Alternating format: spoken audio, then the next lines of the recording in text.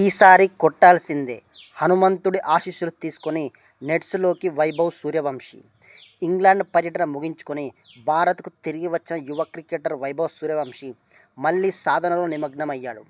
Rajasthan Royals high performance సెంటర్లో అతను శిక్షణ ప్రారంభించిన వీడియో ప్రస్తుతం సోషల్ మీడియాలో తెగ వైరల్ అవుతుంది.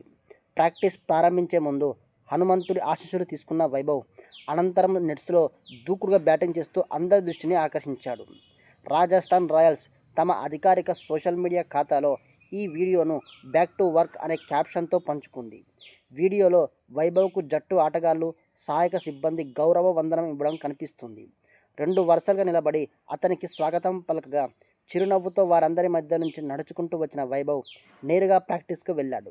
నెట్స్లో అతను శక్తివంతమైన షాట్లతో ఆకట్టుకున్నాడు. ముఖ్యంగా అభిమానులు హెలికాప్టర్ షాట్గా గుర్తించే షాట్ను ఆడుతూ తన టైమింగు, ఫుట్వర్క్, దూకుడు బ్యాటింగ్ను ప్రదర్శించాడు. ఇంగ్లాండ్ పర్యటనలో షార్ట్ బాల్స్ను ఎదుర్కోవడంలో ఇబ్బందులు ఎదుర్కొన్న నేపథ్యంలో ప్రస్తుతం అదే బలహీనతను అధిగమించేందుకు ప్రత్యేకంగా సాధన చేస్తున్నట్లు తెలుస్తుంది. ఇంగ్లాండ్ పర్యటనలో వైభవ్ భారత జట్టు తరపున టీ20 అంతర్జాతీయ అరంగేట్రం చేశాడు. అయితే 3 మ్యాచ్ల్లో 14, 13, 15 పరుగులకే పరిమితమయ్యాడు. మంచి ఆరంభాలు లభించినప్పటికీ వాటిని భారీ స్కోర్లుగా మలచలేకపోయాడు. ముఖ్యంగా షార్ట్ బాల్స్ను ఎదుర్కొనే విషయంలో అతని బ్యాటింగ్పై విమర్శలు రావడంతో ఇప్పుడు ఆ లోపాలను సరిదిద్దుకునే ప్రయత్నంలో ఉన్నాడు. ఇక వైభవ్ తదుపరి సవాలు జింబాబ్వే పర్యటన.